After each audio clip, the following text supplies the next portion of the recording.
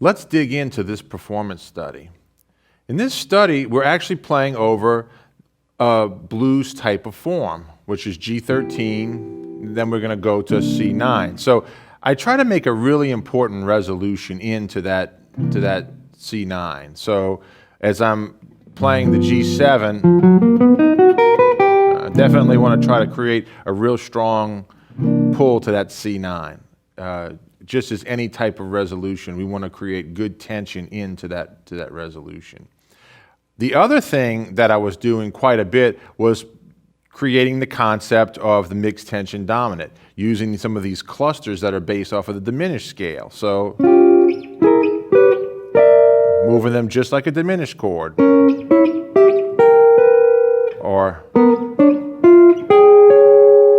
And separating the notes. I like to use the pick, and I put the pick down on, say, the third string.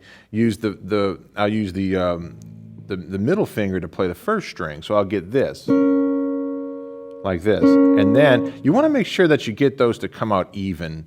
I've heard people try to play these, and they don't get enough of this, or it's too much of this string. You want to get them nice and even, and then you can separate the middle note. So see how interesting it is? You hit this, and then when you hit this, it's like a kind of a surprise. So I do that quite a bit.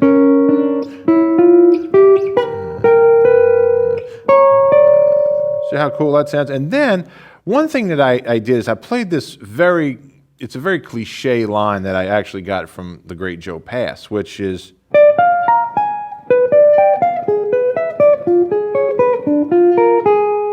so I do that line a lot in this type of tune. So, and it's a great way to get from one end of the fingerboard to the other, because it moves just like a diminished chord does in minor third. So,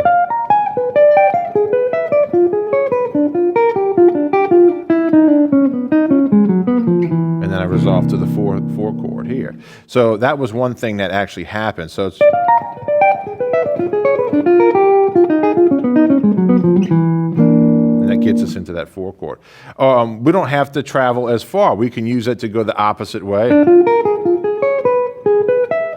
And then I'm into this G9,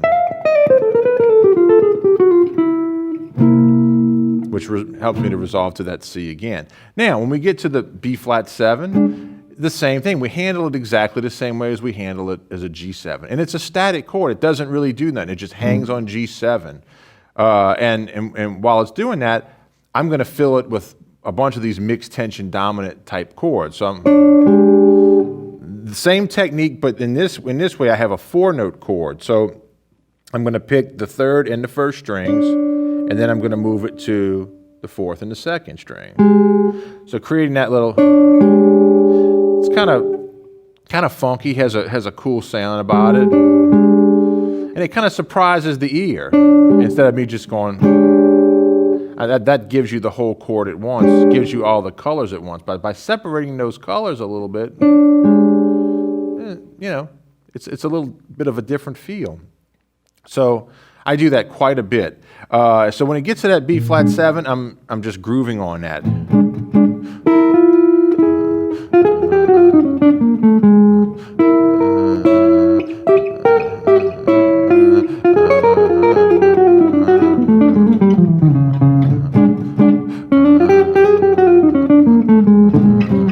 And then we're going back to the G. And it has this sort of walk down. Very bluesy. So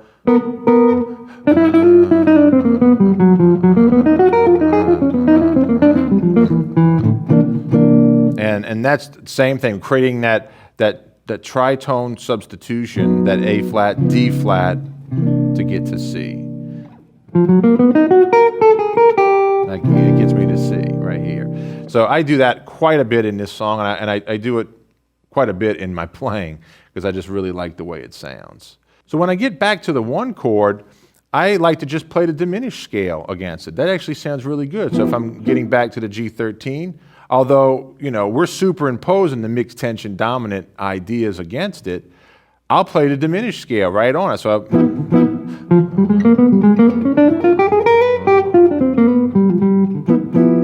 sounds really good against it. You can also, I like to create these little, I call it playing the bookends of the scale, meaning if the scale, I like to, you can create, you know, like a little, like your own little sort of pentatonic, I guess. It's not really a pentatonic, but it sort of feels like a pentatonic. And move it just like a diminished scale.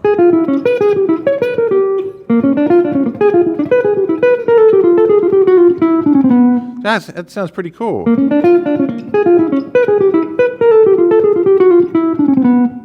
See how that sounds? And it creates that symmetrical thing. And then I'll, of course, take it back into the G7, which I'm actually playing D Dorian. It all comes back to that world of Dorian, right? That D Dorian. So I'm actually using the D Dorian against that G7 at that point. That's what I was doing in my performance. Try some of that in your own playing and see where it takes you.